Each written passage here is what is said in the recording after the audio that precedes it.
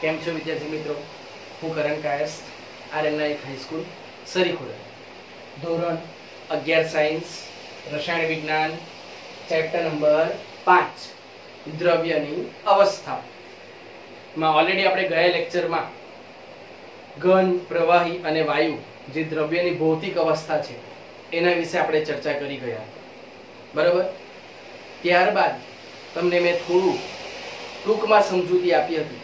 આંતર આણ્વીય બળો એટલે કે આકર્ષણ બળ અને અપાકર્ષણ બળ બંને જે ઉદ્ભવે અણુઓ વચ્ચે અથવા પરમાણુઓ વચ્ચે તેને આંતર આણ્વીય બળો કહેવાય. એના વિશે આપણે વાત કરી હતી. અને એ આંતર આણ્વીય બળો એ વાન ડર વાલ્સ નામના વૈજ્ઞાનિકે શોધ્યા હતા. કોણે? વાન ડર વાલ્સ નામના વૈજ્ઞાનિકે, બરાબર? અને તેના પરથી આપણે 3 મેઇન બળો એમણે જે આપણને સૂચવ્યા વાન ડર વાલ્સે, એ કયા કયા હતા?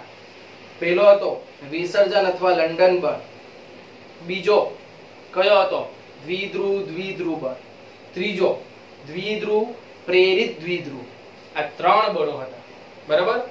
ત્યાર પછી હાઇડ્રોજન અલગથી હતો. તો આ 4 બળો વિશે આપણે ચર્ચા કરવાના છે. સમજ પડે છે? તો પહેલા તો હું હેડિંગ આપી દઉં કે આંતર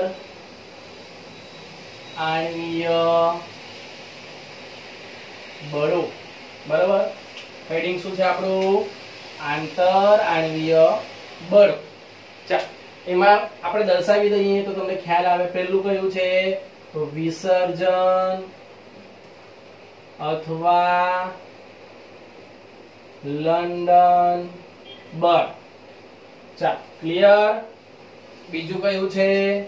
દ્વિધ્રુવ બળ. અને ત્રીજું છે દ્વિધ્રુવ પ્રેરિત દ્વિધ્રુવ બળ, બરાબર? અને આ આંતરાણ્વીય બળો એટલે કયા હતા? આપણે કહ્યું વાન ડર વાલ્સ બળો, બરાબર? વાન ડર વાલ્સ નામના વૈજ્ઞાનિકે શોધ્યા હતા, તેથી એને કહેવાય છે વાન ડર વાલ્સ બળો. ક્લિયર? ચાલ, તો આજે આપણે આ બળો વિશે વાત કરવાના છે. અને અલગથી આપણો હતો તે કયો હતો? હાઇડ્રોજન બંધ, બરાબર? તો આ 4 પર્ટિક્યુલર આપણે બળો છે, બરાબર? તેમાં આજે આપણે આ લેક્ચરમાં વાત કરીશું વિસર્જન અથવા લંડન બળ. ક્લિયર વસ્તુ? ચાલ, તો વિસર્જન અથવા લંડન બળ કોને કહેવાય? પહેલા તો એ સવાલ થાય. તો લંડન બળ, વિસર્જન શબ્દ પાછળથી લેવામાં આવ્યો. પહેલા તો લંડન બળ. તો લંડન, ફ્રિટ્ઝ લંડન. આપણે હવે 1 નંબર આપી દઈએ, વિસર્જન અથવા લંડન બળ, બરાબર? વિસર્જન અથવા લંડન બળ. ચાલો, અહીં આપણે સાઈડ પરથી નામ આપી દઈએ તો તમને વ્યવસ્થિત દેખાય. 1 નંબર વિસર્જન અથવા લંડન બળ, બરાબર? એના વિશે આપણે સમજૂતી મેળવો. તો આપણે વાત કરતા હતા કે લંડન શબ્દ ક્યાંથી આવ્યો? તો પહેલા તો ફ્રિટ્ઝ લંડન, વૈજ્ઞાનિકનું નામ છે ફ્રિટ્ઝ લંડન. ફ્રિટ્ઝ લંડન નામના વૈજ્ઞાનિકે શોધ્યું હતું. નામના વૈજ્ઞાનિકે શોધ્યું હતું. આ બળ જે હતું લંડન બળ, એ કોણે શોધ્યું હતું? તો ફ્રિટ્ઝ લંડન નામના વૈજ્ઞાનિકે શોધ્યું હતું. ક્લિયર થાય વસ્તુ? એટલે આપણે નામ લંડન આપ્યું. ત્યાર પછી એનું નામ પાડવામાં આવ્યું વિસર્જન. એટલે બંને નામ તમે લખી શકો, બરાબર? ચાલ, હવે આ શું છે? તો આપણા આંતર આણ્વીય બળો છે. ક્લિયર? ચાલ, આગળનો મુદ્દો જોઈએ. એમાં તો આપણા જે પરમાણુઓ હોય છે અથવા તો અધ્રુવીય અણુઓ હોય છે, તેનો ભાર જે છે તે સમમિત હોય છે. જે એનો જે ઇલેક્ટ્રોનીય ભાર હોય છે કે એટલે વિદ્યુતીય ભાર હોય છે, કેવો હોય છે? સમમિત, સરખે ભાગે વહેંચાયેલો હોય છે. જો એક ઉદાહરણ દ્વારા સમજાવું કે આ મારો પોઝિટિવ ચાર્જ છે અને એની ફરતે આ રીતે મારો એક પરમાણુ છે. તો આ એક પરમાણુ આખું આપણે સ્ટ્રક્ચર દોરી દીધું છે. તો પોઝિટિવ ચાર્જ અને ઇલેક્ટ્રોન છે તે આપણા અહીંયા બધા અહીંયા ફરે છે. આ રીતે ઇલેક્ટ્રોન, આ બધા ઇલેક્ટ્રોન છે તે ફરે છે. તો કેવું કે ઇલેક્ટ્રોન નેગેટિવ ચાર્જ અને પોઝિટિવ ચાર્જ બધો સરખે ભાગે છે. કે અહીંયા આખામાં ઇલેક્ટ્રોન વ્યવસ્થિત નેગેટિવ ચાર્જ વહેંચાયેલો છે, વચ્ચે પોઝિટિવ ચાર્જ વહેંચાયેલો છે. એટલે કેવો છે કે આપણો આ જે પરમાણુ છે એ કેવો છે, સમમિત છે, સરખે ભાગે વિદ્યુતીય રીતે સમમિત છે. બરાબર, એ વાત આપણે અહીં કરી. સમજ પડે છે? તો બીજો મુદ્દો શું છે કે આપણા પરમાણુઓ, આપણે અહીંથી આગળથી લખીએ, પરમાણુઓ અને અધ્રુવીય અણુઓ કેવા છે? તો વિદ્યુતીય રીતે સમમિત છે. વિદ્યુતીય રીતે સમમિત છે. બરાબર ને? વિદ્યુતીય શબ્દ કેમ? તો પોઝિટિવ અને નેગેટિવ આપણે જે સમજીએ, ઇલેક્ટ્રોન નેગેટિવ અને આપણો જે પ્રોટોન છે તે પોઝિટિવ છે. તો એ પરમાણુમાં પ્રોટોન એક સરખે ભાગે અને આજુબાજુ ઇલેક્ટ્રોન છે એ સરખે ભાગે વહેંચાયેલા છે. બરાબર, ઇલેક્ટ્રોન આખામાં વ્યવસ્થિત વહેંચાયેલો છે ને વચ્ચે પ્રોટોન સરખો વહેંચાયેલો કેન્દ્રની અંદર. સમજ પડે? તો આમ પરમાણુઓ અને અધ્રુવીય અણુઓ વિદ્યુતીય રીતે સમમિત છે, સરખા છે. કેવા છે? સમમિત એટલે કે વ્યવસ્થિત છે. આપણે સાદી રીતે વાત કરવી હોય ને તો વ્યવસ્થિત શબ્દ સમજ પડે છે? ક્લિયર? ચાલો, તો કેટલીક વાર એવું થાય કે ક્ષણિક સમય માટે, થોડા સમય માટે આ જે વિદ્યુતીય ભાર છે, વિદ્યુતીય ભાર શબ્દ તમે લખી શકો, વિદ્યુતીય ભાર સમમિત છે. બરાબર, કારણ કે આપણે પેલો ભાર દર્શાવ્યો નેગેટિવ ભાર અને પોઝિટિવ ભાર. તો કેટલાક ક્ષણિક સમય માટે, થોડા સમય માટે એ ભારમાં અસમિતતા દર્શાય. શું થાય? તો આપણે દર્શાવીએ કે કેટલીક વાર આ પરમાણુઓમાં અથવા તો આ અધ્રુવીય અણુઓમાં ક્ષણિક સમય માટે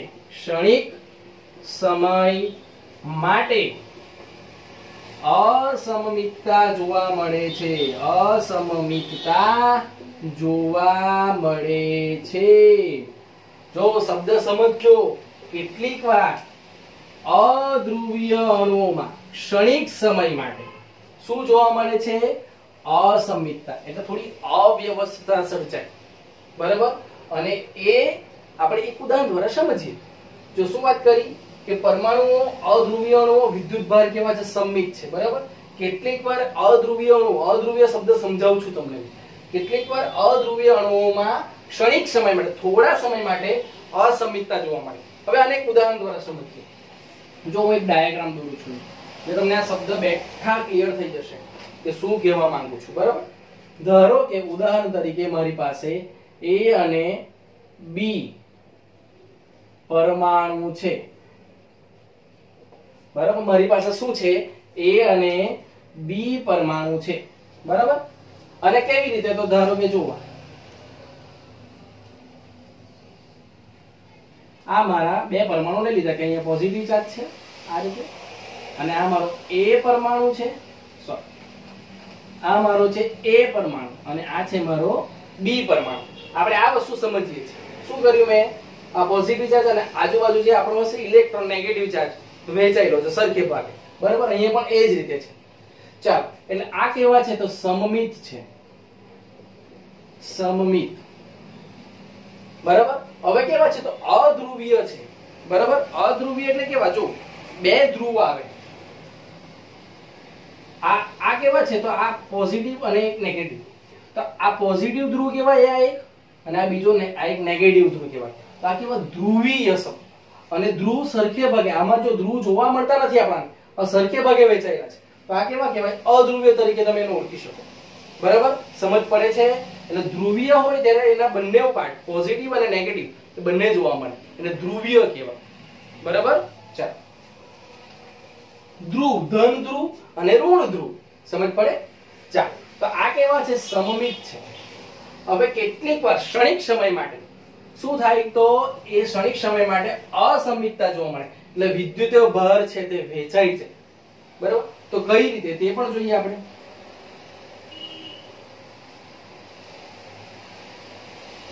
તો આ આપણો A છે અને આ B છે. તો ક્ષણિક સમય માટે શું થાય, આ પોઝિટિવ ચાર્જ છે ક્યાં તો આ બાજુ જતો રહી, આ બાજુ ડાબી બાજુ, આ રીતે. બરાબર. તો પોઝિટિવ ચાર્જ ડાબી બાજુ વેચાયો તો જમણી બાજુ કયો આવશે, નેગેટિવ ચાર્જ આવવાનો. સમજ પડે છે શું કહેવા માંગુ છું? તો તમે જો ક્ષણિક સમય માટે શું થયું, અસંમિતતા દર્શાવી. આપણે એ દર્શાવી ક્ષણિક સમય માટે અસમમિતતા. બરાબર. જો એક્ચ્યુઅલમાં શું થાય, આ એ જે છે ને એમાં અસમમિતતા જોવા મળી. બરાબર. એને શું કર્યું કે એક પોઝિટિવ એનો ડાબી બાજુ ઓટોમેટિક ખસ્યો તો નેગેટિવ છે તે જમણી બાજુ આવશે. તો આની અસમમિતતાને કારણે બી એના નજીક છે એટલે બી પણ શું કરશે, આ એને પ્રેરિત કરશે કે ભાઈ તું પણ મારા જેવું કર, કે ભાઈ તું તારો પોઝિટિવ ચાર્જ છે એટલે ડાબી બાજુ લાવ અને આડિયા નેગેટિવ ચાર્જ છે એટલે જમણી બાજુ. તો તમે જોઈ શકો છો કે આ બે ચાર્જ જુઓ તમે, પોઝિટિવ અને નેગેટિવ. તો બંને વચ્ચે શું જોવા મળવાનું, આકર્ષણ જોવા મળે. સમજ પડે છે? હવે કેટલાક ને ક્વેશ્ચન થાય કે આ પોઝિટિવ આ બાજુ જ ખસે, તો ના, આ સાઈડ પણ ખસી શકે. તો એ પણ તમને બતાવી દઉં. આખા ડાયાગ્રામ કમ્પ્લીટ થશે એટલે તમને ઓટોમેટિક ખબર પડી જશે. હવે જો, હવે આપણે પોઝિટિવ આ બાજુ જમણી બાજુ ખસેડીએ, મારી જમણી બાજુ આ રીતે. તો નેગેટિવ ઓટોમેટિક પેલી બાજુ ખસવાનો, અસમમિતતા દર્શાય છે. બરાબર. તો આમાં પણ ક્ષણિક સમય માટે અસમમિતતા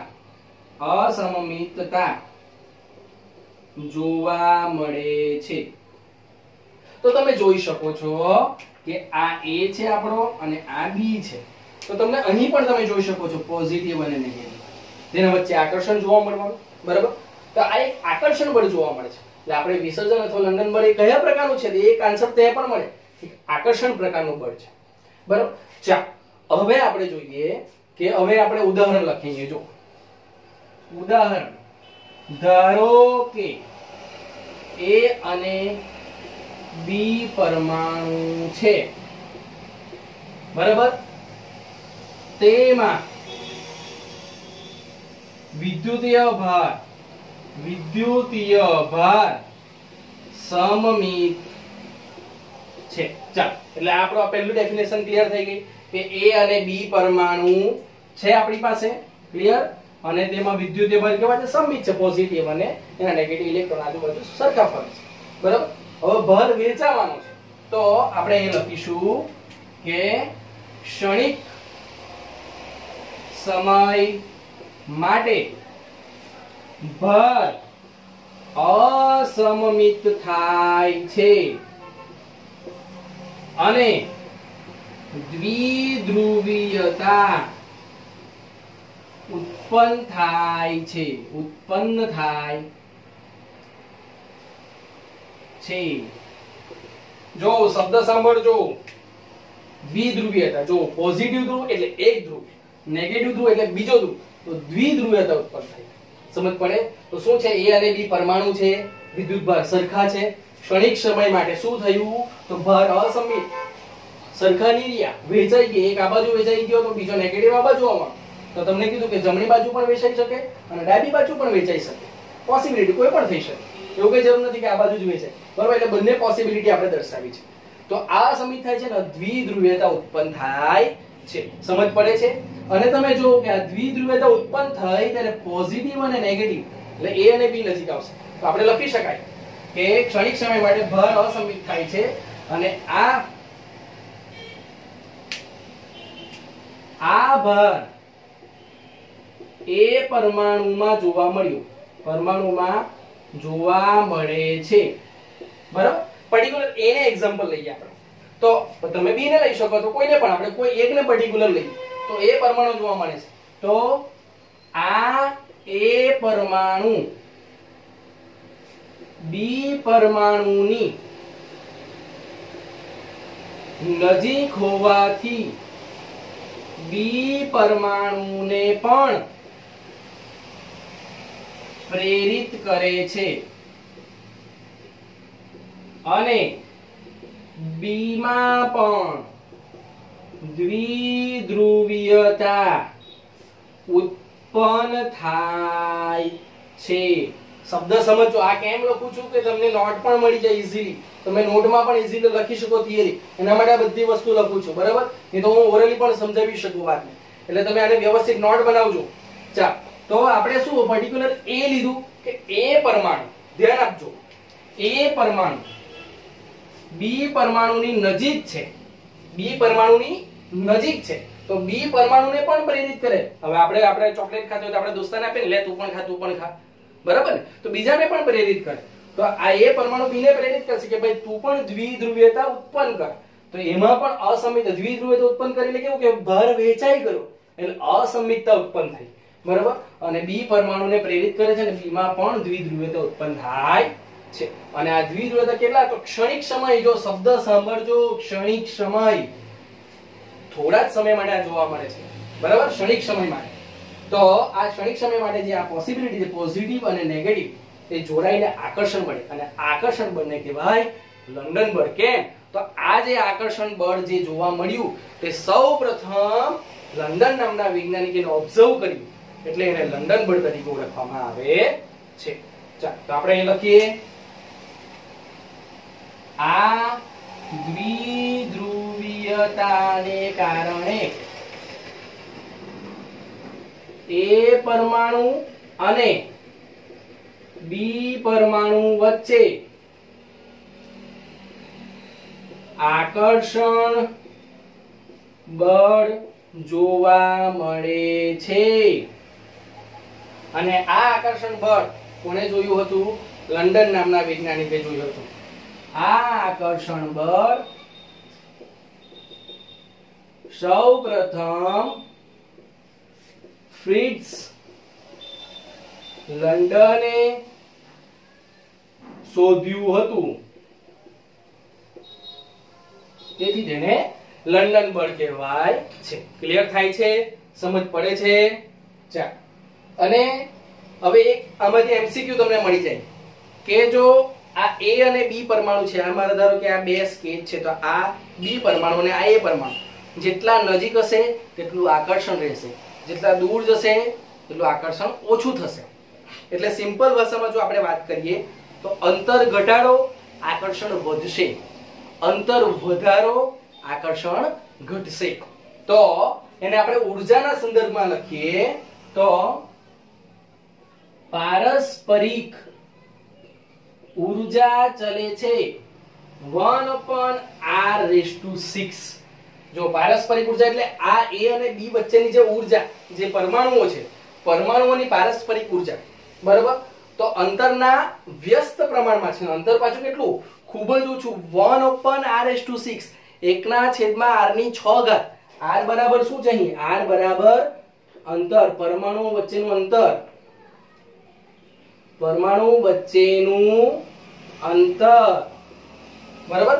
તો અંતર કેવું છે? ખૂબ જ ઓછું હોય તો જ આકર્ષણ વધારે હોય. સમજ પડે છે?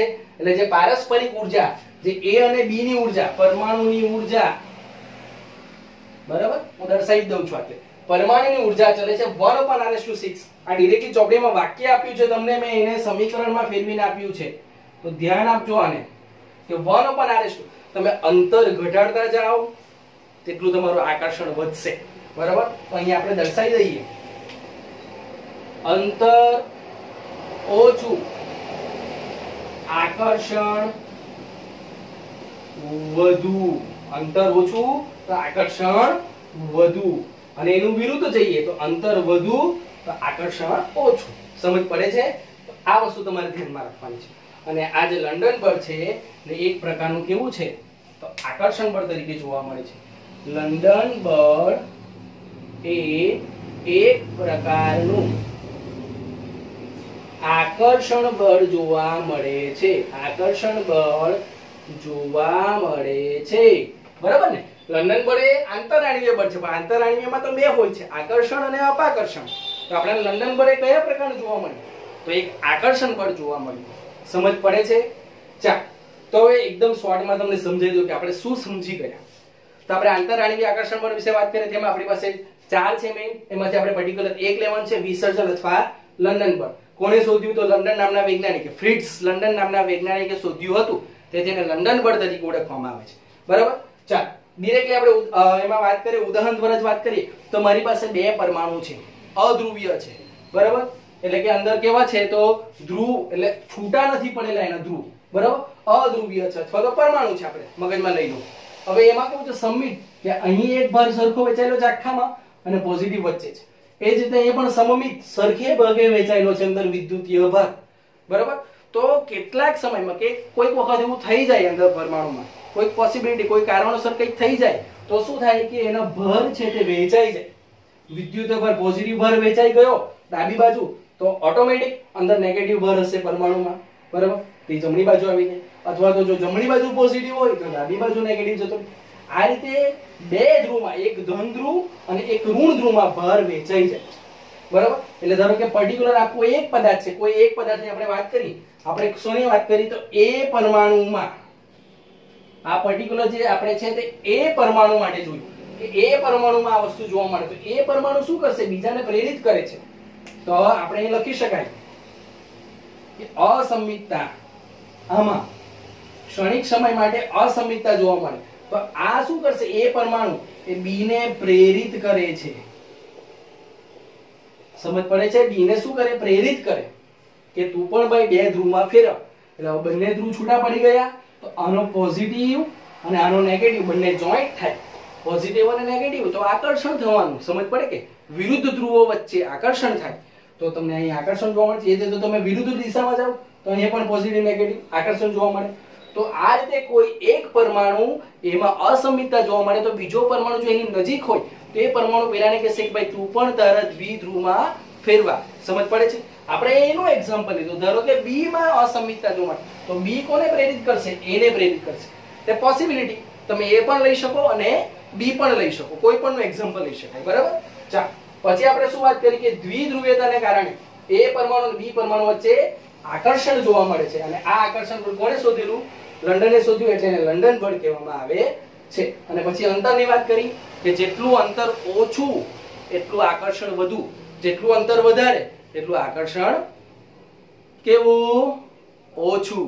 અંતર ઘટાડો આકર્ષણ વધશે, અંતર વધારો આકર્ષણ ઘટશે. ક્લિયર થાય છે? ચાલો, તો આ થઈ ગયું તમારું વિસર્જન અથવા લંડન બળ, અને આ એના ઉદાહરણ. તમે એનો સ્ક્રીનશોટ લઈ લો અને વ્યવસ્થિત આ જ રીતે તમે એની નોટ બનાવી લેજો. ઓકે, ચાલો લખી કાઢો.